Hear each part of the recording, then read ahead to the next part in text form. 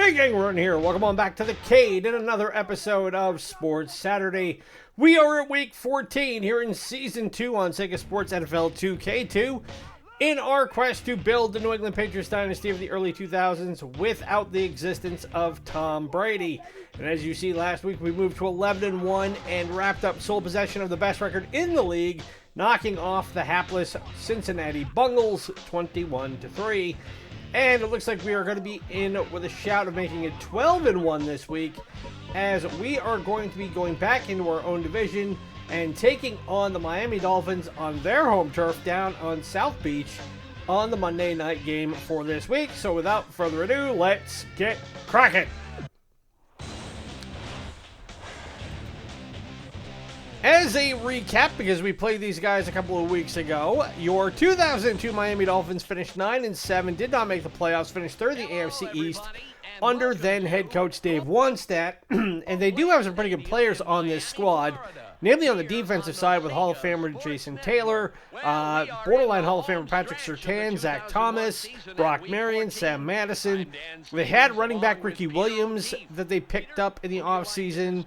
But their big issue that they had was at quarterback, where they did not have a really good field general.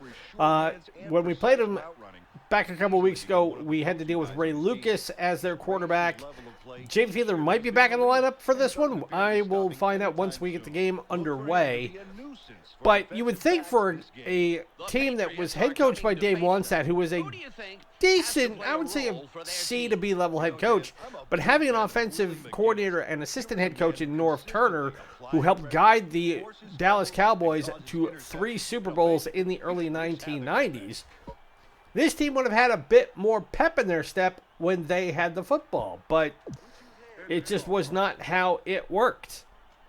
And again, in our 2 meetings during the actual 2002 season, the Dolphins beat us in Week 5, 26-13, and then we won the rematch on the final week of the season in overtime back at Gillette Stadium, 27-24. And then looking ahead to the 2003 campaign, the Dolphins did a little better. They went 10-6, finished second in the East behind us, the New England Patriots, but again did not make the playoffs. So we'll get this ball game underway. Unfortunately, we have clear weather tonight in Miami.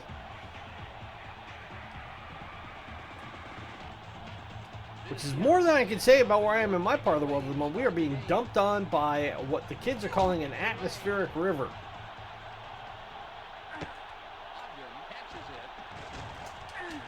My grandfather used to refer to it as a wicked pisser. The Dolphins will now start trying out some of the plays they've been working on all week. So we'll see who we are going to be dealing with as a quarterback and who will also be our running back on this team. So it is still Ray Lucas who is the starting quarterback. Ricky Williams looks like he's the fullback, although they have the halfback right up front.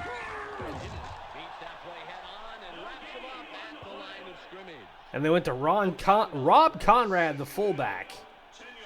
And he did not manage to get very far, so it'll be 2nd and 10.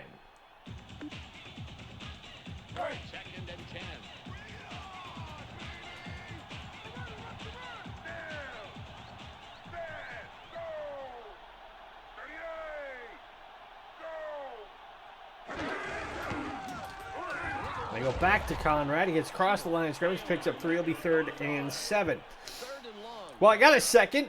Just to give you a quick programming note in regards to our playthrough of Super Robot Wars Alpha Guide. Now, I'd said last week that they were going to get the final episodes for that series up and running.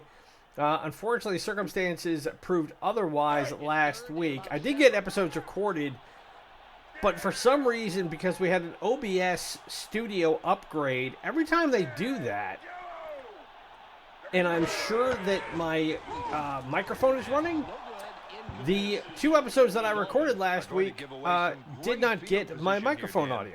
So I have to go back and record those all over again. Or at least what I have to do is I have to go watch them and provide a new audio track. Otherwise, which may be of some of you guys might like this, and I wouldn't blame you if you did. But otherwise, you're just going to sit there and watch an hour and a half hour episode followed by a 2-hour episode in which you don't hear me explain anything. So I got to go back and redo those. And then once I do that, I can get the rest of them done. But my goal is to have them all wrapped up and get them posted by next week. So we get first and 10 at our 35-yard line. So we will see what we can do on offense. Now, I will say last week, the Bengals defense actually provided a pretty good challenge for us. Especially on the ground. We were not able to establish the running game all that well. And we had to go to the air quite a bit to get downfield and get points, but we were actually able to do far better on the ground against Miami in our first meeting than we did through the air. So,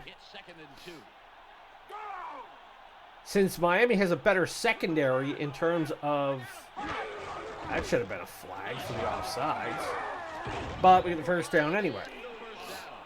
But like I was saying, their front four and their linebackers, while they do have good ones, like I said, they got a Hall of Famer, Jason Taylor, and they got Zach Thomas, their defensive backs tend to be the better group that you have to deal with. But we're going to put that to the test now, as we're going to go to the air on first down with 3 minutes to go here in the first quarter. We go to Johnson. He gets poleaxed right at the 42, but we are across the 50 and on Miami's side of the field, and it is a close 2nd and 1. That was one of the finer catches we'll see. And we got enough for the first down, but only just. So we'll move the chains again. And that's the thing that I'm finding out about this game. You know, when I first started playing NFL football games back in the day, I was the sort of gamer who just loved to go, as the great Al Davis would say, just go deep. Just run a straight go route down the field, launch the bomb, and hope somebody catches it, and then they go all the way for a touchdown. And then as the games got more advanced, and you had to scheme against certain types of defenses, you had to learn how to play the game. I mean, there was no other way around it. And if you ask most people who spend their time playing Madden or Sega Sports NFL or whatever, but if you play a game long enough, you will start picking up quite a few of the nuances of it. And you'll start to understand, if you're lucky, when to run a certain type of defense, or when to run a certain pass scheme, or when to do a certain run scheme. Yeah, shutting down the blitz can be murder, but if you're successful, you're just about guaranteed. And I think that, if anything, that's the biggest contribution that video games have had in terms of sports, in helping kids understand. Oh, except I just threw that in the coverage, got tipped and picked off. Damn it, damn it, damn it. As I was just of knowing when you should and shouldn't throw a play. Well, that play was supposed to go to my tight end, and I threw it right into a window where there were 3 defensive backs covering it, and of course their linebacker picked it off. So that squelches our attempt to try and get into the end zone on our first drive, and it's another turnover for Drew Bledsoe. Merging Drew Brees and Drew Bledsoe there. It has also been a very, very long week for me outside of the shop. You know, he's got to be feeling pretty low for not making that catch. Yeah, if you ever had one of those weeks where by like Wednesday you are just completely out of gas and you're not able to do much of anything, that's been one of those weeks for me. To the point where yesterday, when I got home from work on Wednesday night, I passed out in my bed at about 8:30, and I didn't wake up until 9:45 the next morning. So I slept over 12 hours and still had a hard time getting myself into first gear to do much of anything.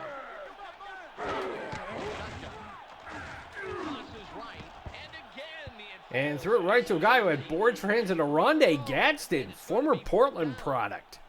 Dolphins have had no luck with the passing game. Like I said before, Aranda Gadsden, his story was really interesting because when arena football was having its last big boom in the 90s, and they expanded to incorporate a whole bunch of new teams, there was a guy in Portland, where I was living at the time, who was a big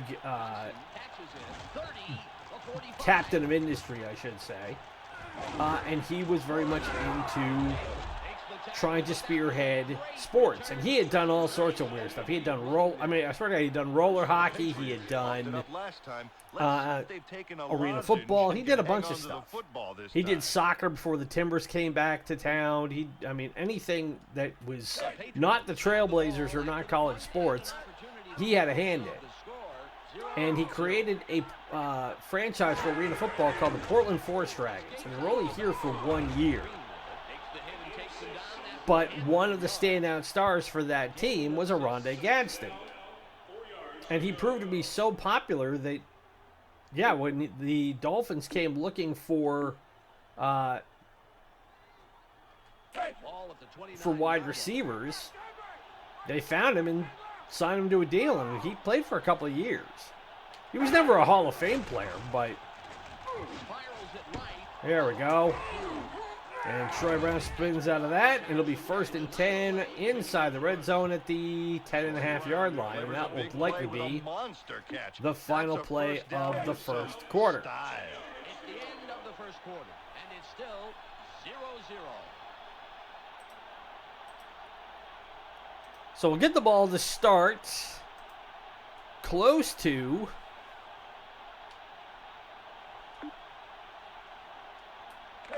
the Miami goal line. We've got 11 yards to go in 4 plays.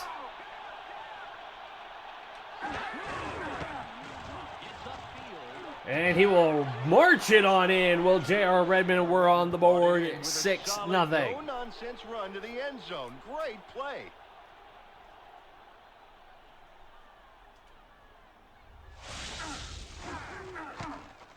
A little play action with a handoff. Great blocking up front. And then right at the goal line, he just lowered his shoulder and went through those guys.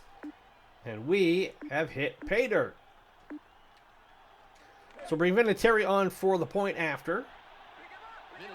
We only took 3 seconds off the clock for that second quarter. So nearest makes no difference. 5 minutes to go. And the kick is good. The Patriots put the first points of the game on the board. 3 plays, 35 yards, capped by that 11-yard touchdown run. And it helped that Charles Johnson had a really good punt return to set us up with a great field position again. So Vinatieri will give it the boot. And we'll see what Miami can do on their third drive from offense. Will make the tackle on the return. So 1st and 10 at their 19. When you give it up like they did last time. So like I said, Aranda Gadsden was an undrafted free agent. He was signed to the practice squad for the Dallas Cowboys in 1995. And then bounced around all over the place. He played in NFL Europe for the Frankfurt Galaxy in 97, went back to the Steelers practice squad, then the Cowboys practice squad, then went to the Forest Dragons in 98, and then his final stop was in Miami with the Dolphins from 98 to 2003. So only played 1 more year after this.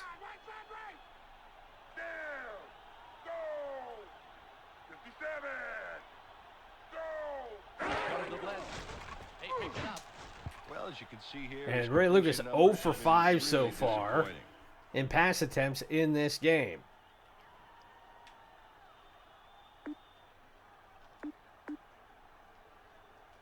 It's 3rd and 11. But I mean, during the offseason, we're hearing about all these guys are getting signed and traded and what they're going to look like and what teams are going to look like now that we're heading towards the draft. And I got swatted away at the line. And to me, that's one of the most interesting parts of the NFL year, is what are the teams doing in the offseason? And who are we looking at that could be joining a team either as a veteran, free agent, or who they're going to pick up and be a contributor, and who's going to be somebody we're going to be talking about not just next year, but for maybe the next 5, maybe even 10 years.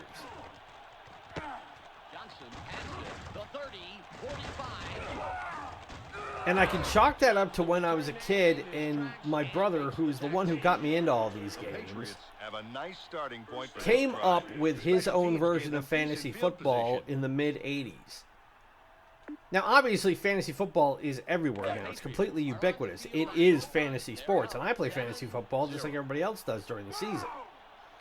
But back in the early 80s, the only thing that was comparable to that was what was called rotisserie league baseball, which created the blueprint for what became overall fantasy sports. And there's a great ESPN documentary that's part of their 30 for 30, if you're wanting to know the history about fantasy sports, called Silly Little Game. And it's about the creation of rotisserie baseball and how that bled into the establishment of fantasy sports writ large.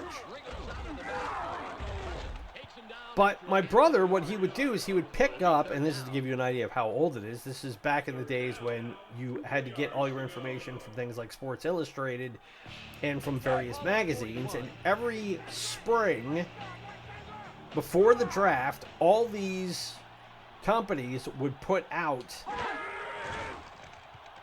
their various annuals on who was going to be getting picked up, who were the hot prospects. So guys like Mel Kiper Jr. and they're starting to become a factor in this game. You know, the big one at the time was from a company called Street and Smith, which sounds like a law firm. But my brother would pick those up and read them religiously. And then what he would do is he and I would build a team based off of the draft picks that were coming in that year, and then filled the team in with the rest of a standard squad. And we were mid-'80s. I was barely 10 years old. My brother's a couple years older than me. And then rather than play it online or follow the actual teams, he had a board game called NFL Game Day that we would play, and that would provide all the stats and everything we needed to determine who built the better team. I mean, it was so labor intensive, I don't know how in the world he had enough time to put all that together, or how his brain came up with that. There's a flag on the play. Intentional grounding, okay. Because he knew he was about to get sacked.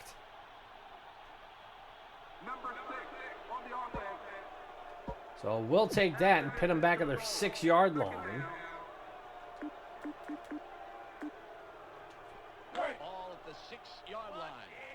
But in the mid-'80s, this was well before the internet, well before computers were even a viable home option.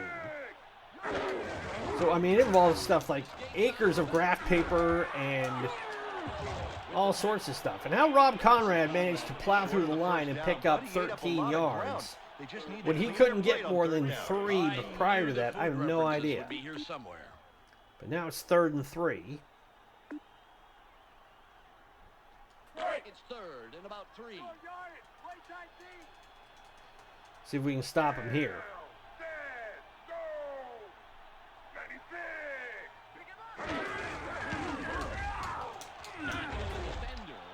He got hit full force by a guy of equal size and had him bounce off him like he was made out of styrofoam. Well, if you move those markers, it doesn't really matter if you ran 2 or 20 yards to do it. That, kids, is what we call plot armor, because that should have never gotten to that point. And like I said last week, that's the one thing about the physics in these games that really irks me. And that was incomplete, so Lucas still can't find somebody to catch the ball. I know that's real frustrating when you tip a pass like that, but he's got to make those. Ball on the 24. But for any kid who watches this and asks their parents what was the world like before the internet, that was the sort of stuff we had to do to keep ourselves busy and to have fun. Managed to tip the football, but could not bring it down. It's all about ball control, Dan.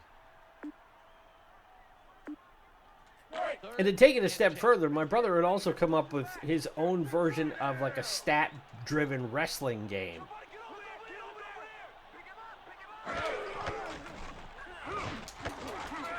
Well, he finally caught a pass, but he's short of the first down by 3 yards again as we hit the 2-minute warning. The Patriots currently enjoying So they will have to punt it away again. 0.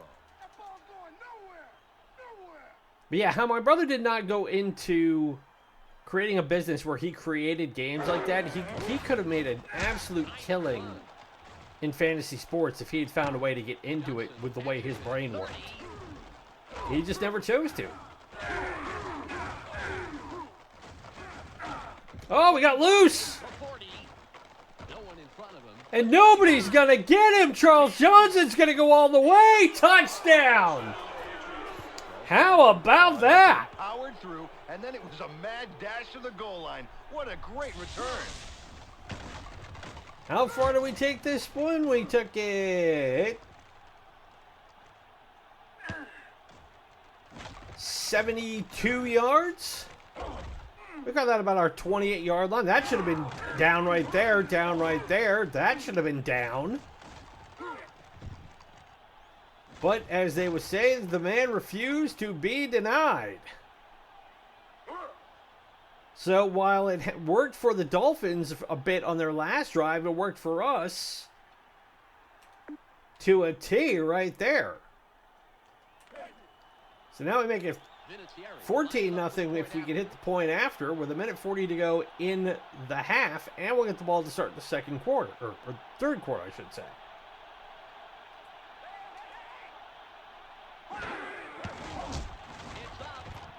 And it's good. The Patriots are in control, but is far from over. They're now leading to the tune of 14-0. Now, I'll have to go back and check, but I don't believe we allowed Miami to score a touchdown in our first meeting with them because they were right in the midst of our multi-game shutout streak along with our still ongoing win streak. So if we can blank them for the entire season, Need to get their offense off life I won't be support too here. upset A about couple that. first downs would go a long way to that end. The Dolphins will start this drive at the 21. So it's 1st and 10 at their 21-yard line with 1:36 to go. We got Conrad as the tailback. They pick it up. He throws this one away. He throws this one away. No flag for the intentional grounding. On the play. So intentional grounding, if you're not familiar with the rule, is that if you're in the process of getting sacked or you're under threat of getting sacked, and you throw it to an area that will be guaranteed for an incompletion, and there is not a receiver within, I believe the barrier's 5 yards, the referees can throw a flag for intentional grounding because you should accept the sack. He's tackled, but a nice second down play to just get by the marker for the first down. 1st and 10. There's a marker on the play. Let's listen into the call. Of course, my guys jumped the gun this time. Number 92 on the defense. 5-yard penalty. So move it up 5 yards. Gets the call for encroaching. Just snuck up a little too much on the ball. Just a wee bit. All right, so 1st and 5 out of the shotgun split backfield.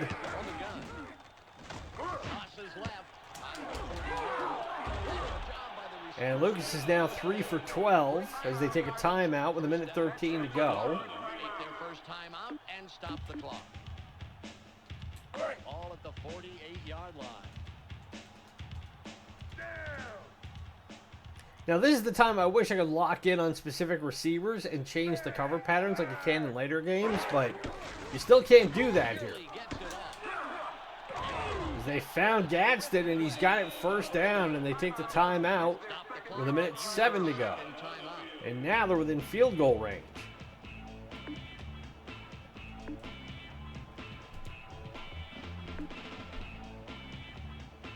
Now what sucks is he read my zone perfectly.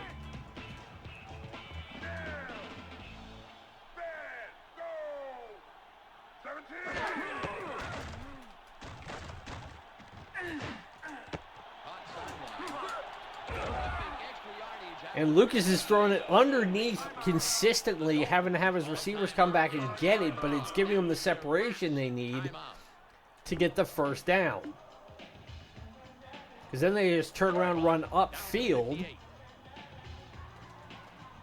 And I suppose that's the benefit of having a quarterback with a limp arm.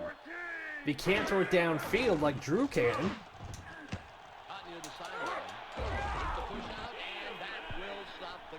And that stops with 54 seconds to go, and it's 2nd and 1 at our 2. Or 3-yard line. 2nd and 1. So here I'm talking about trying to hold them scoreless, and they are on the doorstep of getting points right before we hit the locker room. And it's caught, touchdown. O.J. McDuffie. Or nope, Mays caught that one. Falling back as he got hit. And Ty Law, instead of going for the interception, just simply grabbed it or went for the tackle instead.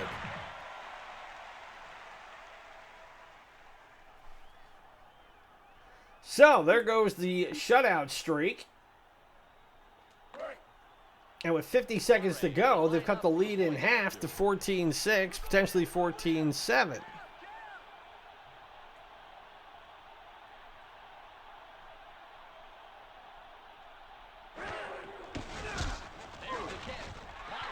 And it is good. So we've got just under a minute to see what we can do to put it back to a 2-score lead. We've got all 3 of our timeouts. It went 7 plays, 79 yards in 45 seconds. And after not being unable to hit the broadside of a barn for most of the first half, all of a sudden Ray Lucas could not miss.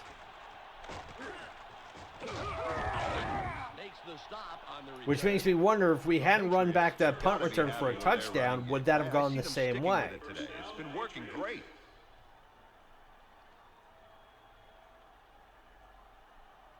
Clock reads 46. So we have 46 seconds to go. 1st and 10 at our 21. Spirals it right.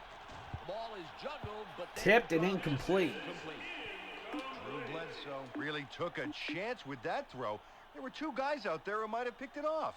He obviously thought that, he can thread a needle and get to his receiver. But I'll tell you, that is a big risk. All right, so 2nd and 10. In my humble opinion. Barely gets it off. Got it to Lucas, 1st down, and we'll take a timeout here with 36 seconds to go as we're up to the 40. First down, 10 yards to go. Timeout on the field.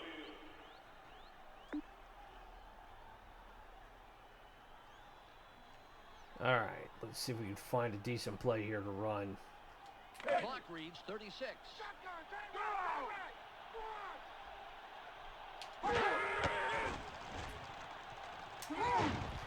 Got it away, and oh, he had it but couldn't hold on to it. Now we're going to run into this stuff where my guys have caught it, and then at the last second they get hit, and the timing caused it to be jarred loose. 32 seconds left. Will throw again. Tosses middle. Takes the tackle. All right, so we will try and run a quick play here, and it's 4th and 2. So we're going to have to go for it. On a crucial 3rd and short play. Clock reads 16. We got 16 seconds to go, and we still have 1 timeout left.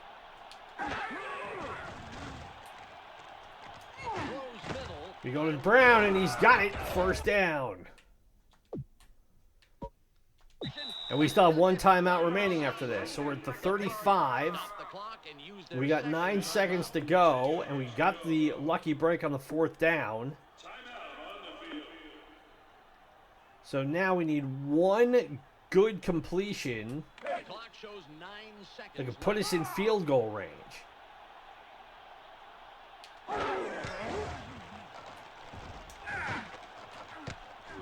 Oh, we got Lucas, and he's got it down at the 2, and we got to call a timeout quick. For the first down.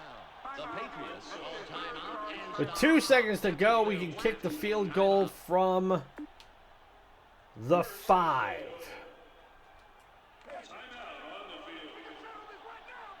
So this will be a 22-yard chip shot from Adam Vinatieri.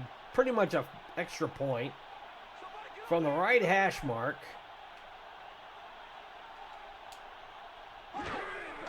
And it is good. So we hit the locker room back up by 10 over the Dolphins, 17-7. And we get the ball to start the second half. Our third down percentage is not, which is not good. We've had the 1 turnover. We've got 116 yards passing already, only 39 yards rushing on the ground, though. We got to do something to get JR back in the game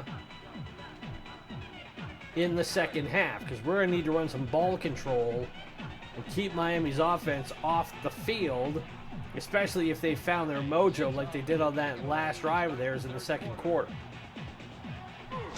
Booming kick. Be taken just inside the end zone, which means we're going to likely bring it out. Here comes Kevin Falk. And we only get back up to about the 18. The Patriots are having loads of success with their offense today. Everything seems to be working. the Patriots take the field. So, 1st and 10 at our 19-yard line. Fresh set of downs, I formation. We go to Redmond. Escapes the tackle.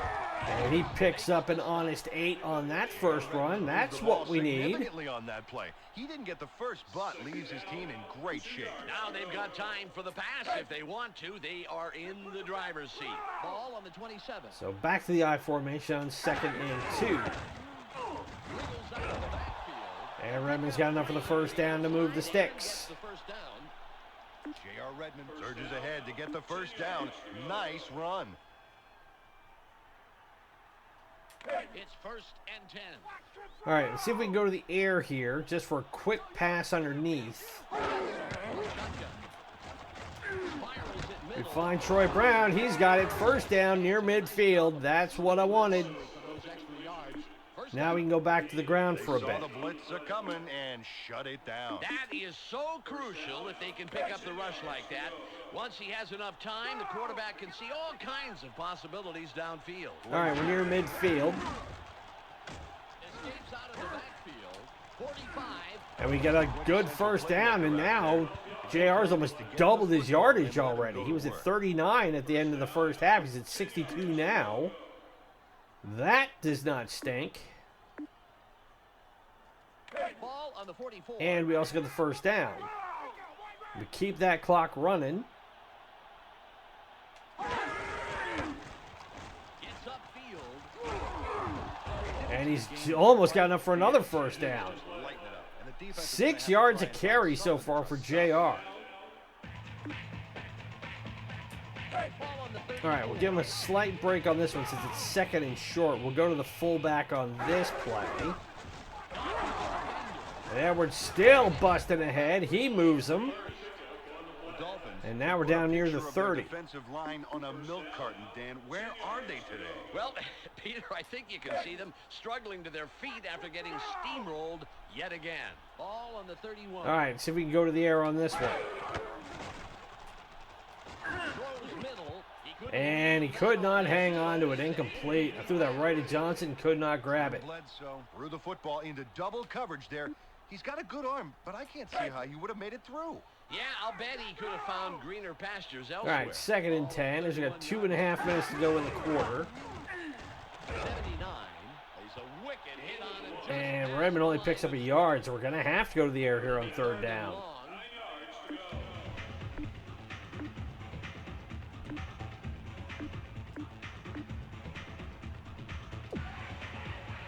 It's 3rd and 9. All right, 3rd and 9. They pick it up.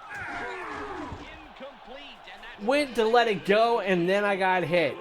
Why is it that that happened to Bledsoe on that play, but I hit Lucas a couple of times and couldn't get that to happen to him? If any progress. So we're going to have to go for the field goal. This will be a 47-yarder. from just off the left hash mark.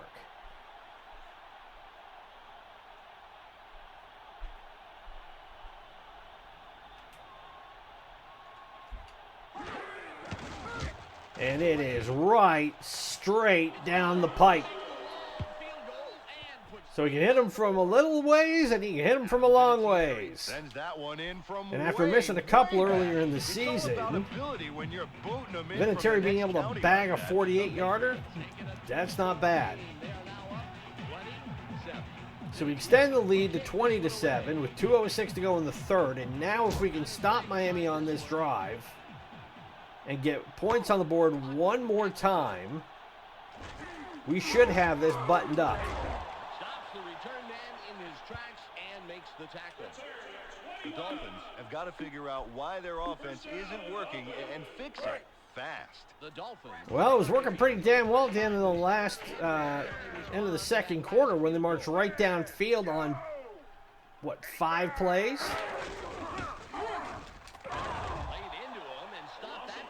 That's what we need. Dump Conrad for a Hang loss of tough and 2. Don't yield an inch. It's all about perseverance, Dan. Oh, I think they even got knocked back a bit. What a blow to this offense's morale. They can't let that stand. Expect them to come So back second and strong. 12. Ball at the 17-yard line. It's picked up. Barely gets Swat at the line. It'll be 3rd and 12.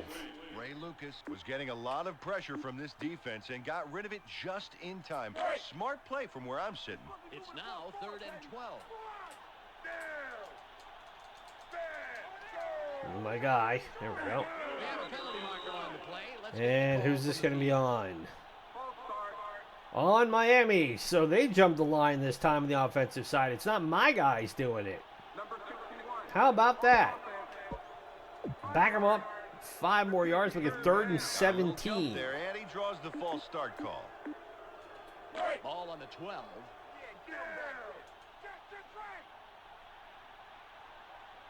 So now we'll know just where we stand with the algorithms on this game if they can manage to pull off an 18-yard pickup on this play. Dumps it off. The pass is in. And instead, it's swatted down the line again, and now 4th and 17, they will have to punt it away. So that went exactly as I hoped it would. And Charles Johnson's got 4 punt returns today for $125 in that touchdown. Valuable special teams asset, that is. That's not something that happens very often in this game. We're taking it at our 42. Here he comes. 45. Spins off one guy, but we're across midfield, and now we've only got 42 yards to go to get back into the end zone. With 1:21 to go in the That's where you third. want to start. The Patriots. And if we can get the run game going again, 27. then that should power us the rest of the way. So Redmond picks up 4. Second down, 6 yards. It's now 2nd and 6. It'll be 2nd and 6. Redmond again Gets upended by Zach Thomas. How that didn't break an ankle, I have no idea, but we're lucky.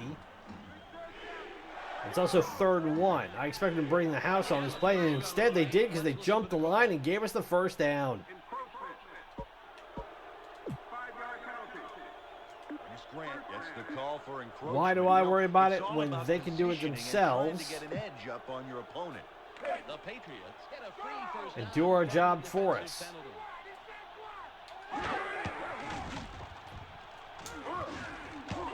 Here we find Lucas, and we're down inside the 10. Rafael Lucas, the rookie, 4 catches, 82 yards. He's averaging almost 21 a carry. Or a reception, I should say. 10-yard line. But more crucially, we got 1st and goal.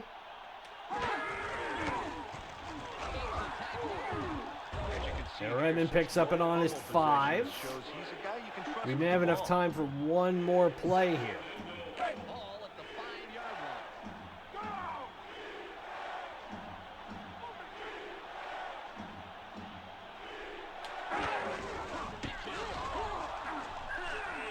line. And we got backed up, so it'll be 3rd and goal when we come back for the 4th quarter. But we still lead the Dolphins 20-7 here in the season finale of these two teams coming together.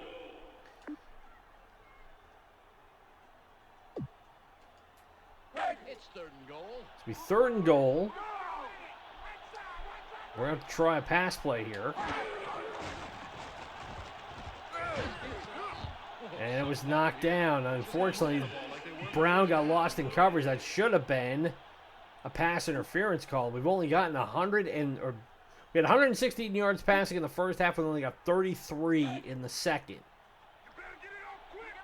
So Miami made definite adjustments to clamp down. And Adams going to have to come on for his 3rd field goal of the day.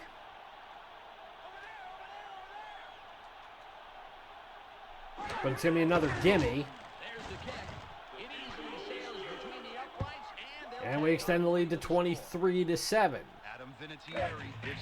So we go 7 plays, 35 yards, and a minute 24 with a 24-yard field goal from Adam.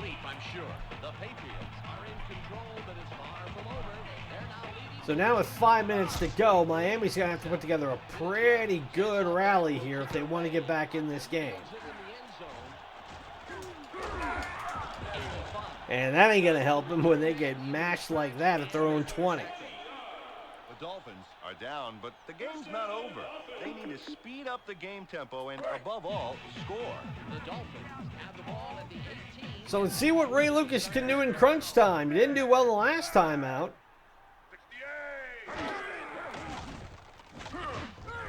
It's caught sideline in front of everybody. And he found McDuffie for the first down. And it's that damn screen pass again. Quick, flat underneath. Law overcommitted to trying to swat the ball down instead of going for the receiver. And we got burned as now they're close to midfield.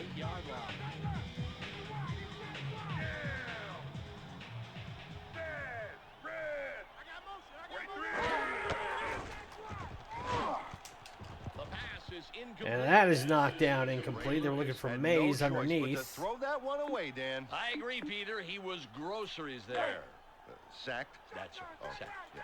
All at the 48-yard line. So out of the shotgun. Empty backfield. And this one they'll just throw away and make it 3rd and 10. They're out of field goal range, so they're pretty much in 4-down territory from here on out. 3rd and 10. Let's see if I can get my zone defense to hold here. Because even if they catch it, if I can keep them short of the first down, that is obviously the goal. And couldn't even hold on to it. So it'll be 4th and 10. They're looking for Conrad, who's not necessarily the guy you want catching in those sorts of situations. Now they're going to concede, they're going to go for it. No, they're going to punt it. This is why he's so dangerous. The touchdowns that he can make on the returns. So with 4 minutes to go, we can just burn the clock down, take our time marching downfield, and even if we get another field goal, that will be more than sufficient to put this game on ice.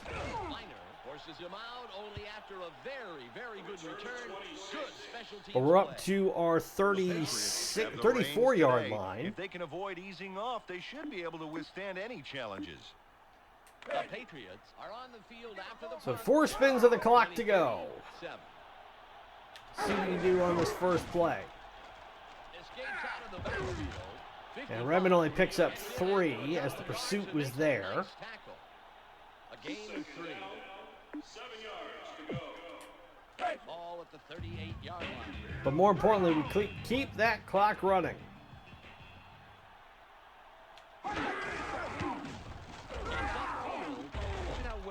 The ball. And pick up about 3 or 4 more. So it'll be 3rd and 4. Showing the other teams how to run the ball effectively. 3rd and 4.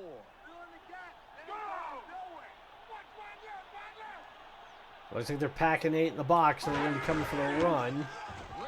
But does not matter as Redmond gets there and gets to midfield. First down. So we move the chains and keep the clock running still. Tick, tick, tick, tick, tick, tick, tick, tick, tick, tick, as the great Chris Berman loved to say. All right, I'm going to go to the air on this one, but I just want to try and do a little underneath pass to break it up. See if I can keep him honest. And keep the clock running. And we go to Brown, and he's got it right on the cusp of a first down. Great job. Zach Thomas, 7 tackles today. That does not surprise me. Zach Thomas was a really, really good interior linebacker. Wasn't the biggest guy, wasn't the fastest guy, but he was one of those guys that if a tackle needed to be made, you were pretty sure he was going to be in the neighborhood to make it. And when you're a defensive guy, that's who you want in the middle. As we're closing on the 2-minute warning, so the clock will stop, and we still have all of our timeouts, but we want Miami to burn all theirs.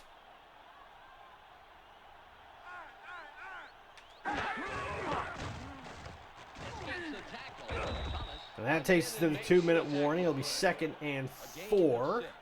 We've reached the 2-minute warning. The Patriots currently in control. See if we can get JR 100 yards on the day. 7. He's been carrying the water a lot.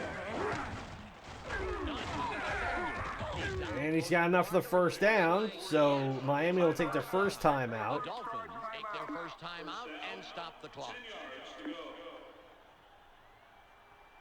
Timeout on the field.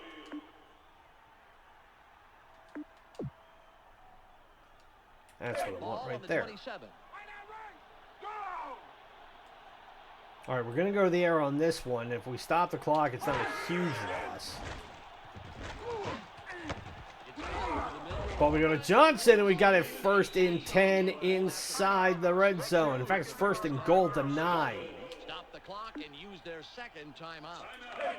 And now with 1:45 to go, we can just ground and pound our way into the end zone. And honestly, if Miami's smart, they may as well just let us score.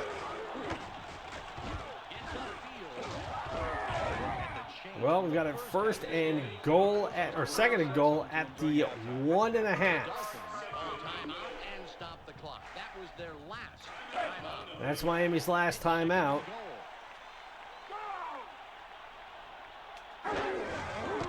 And he'll walk it on in. Touchdown, J.R. Redmond. J.R. Redmond takes it in for the touchdown. He was close enough that he just needed the right hole to get in. So that will cap it for us here. No matter how easy you make it look.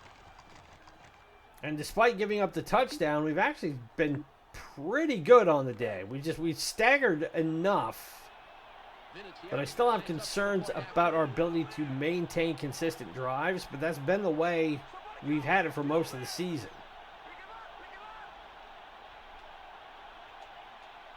And the point after is good. 1:37 to go in the ball game, and we are well out in front, 30-7, thanks to a 10-play, 65-yard drive, perfectly executed, situationally brilliant, and capped by the 1-yard touchdown jaunt from J.R. Redmond.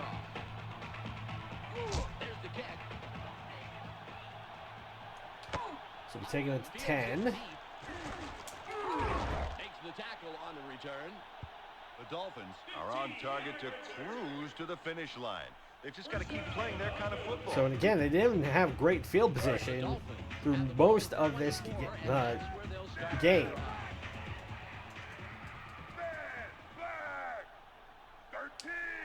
down on the play. Let's get the call. And Seymour decides to jump the line before I even hit the button. 5-yard penalty. Still. Daryl Gardner should have known better than that and gets the encroachment call. Ball at the 20. All right, so 1st and 5.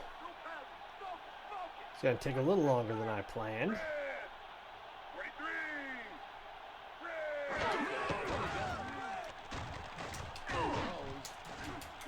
He couldn't hold on to that one. If he had caught that, if Gaston had caught that and had a clean avenue down the field, you would have heard me scream something very unpleasant into this microphone. The clock shows 1 minute and 29 seconds left. Because Malloy should have been there to pick it off.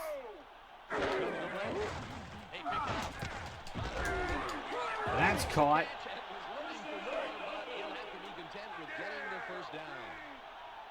But they still don't have any timeouts. So they got to run the hurry up the whole way. O.J. McDuffie, 3 receptions, 81 yards, or 59 yards rather. Every play.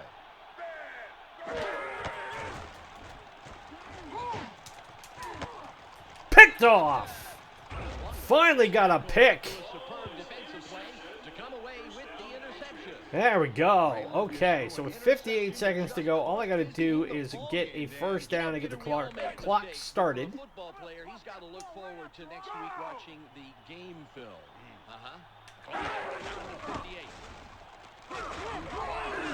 Now look right here. And OJ's got 26 carries from a $127. He has been doing a man's work today. You ratchet up that many carries, and man, you are going to be hurting in the morning. But he has earned it.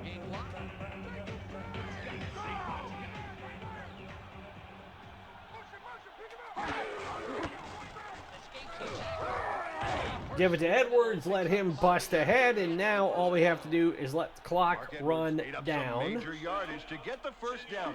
It's all about speed and being determined to get the yards you need. So we'll take the knee, and we're going to move to 12-1 on the season with 2 weeks to go in the regular season. And then we'll get ready for the playoffs and see how we're looking at that time. We've seen teams throughout NFL history have this good of a record and not be able to close the deal. I'm hoping we're not it, but be that as it may, we get out of Miami with an easy 30-7 victory and the season sweep over the Dolphins. So now we get to look ahead and see who we will play next week, and it will be at home versus the Arizona Cardinals. Another question I have is, how are they doing on the year? Cardinals are 7-6, and we are tops in the league at 12-1, ahead of the Rams at 11-2, the Panthers and Eagles at 9-4, the Giants and the Jags. The Dolphins are also at 7-6, so there's a huge logjam here of teams that are still vying for playoff spots. And then we get all the way down to the bottom, and we've got the usual players. We've got the Bengals, the Bears. The Seahawks were not that great in 2002. The Steelers at 4-9, that's a surprise.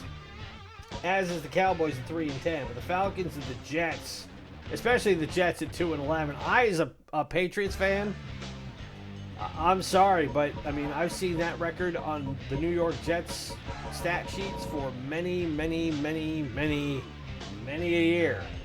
And that's why Jet fans, the only people they probably hate more than Giants fans, are us New Englanders, because often a lot of that has come at our benefit. But that, again, is Sports Saturday for this week. Hope you've been enjoying the content on the channel. If you've been enjoying it, you know how to show up by now. Also, be sure to tune in for Sucker Punch Sunday tomorrow, where we play a classic fighting or fighting platform-based game from the 3rd, 4th, 5th, and 6th generation. Also, be sure to catch our ongoing and soon-to-be-completed playthrough of Super Robot Wars Alpha Guide. New episodes will be coming out Monday and Wednesday. And again, I'm hoping we will probably have some bonus stuff that comes up as well, because I want to get that one in the can before we can move on to our next one, which will be coming later on in the spring. We will be having the return of one-day playthroughs and WTF Wednesday for a couple of weeks to fill that gap. More news on that as events warrant. Be sure to follow us on social media through Instagram, Threads, and Blue Sky. Everyone's RetroCade to help spread the word about us as we continue to build this channel and make it bigger and better. My name is Ronan. It's been great to spend this Saturday with you. Be safe, be well, happy gaming. We'll talk to you tomorrow for Sucker Punch Sunday. Bye.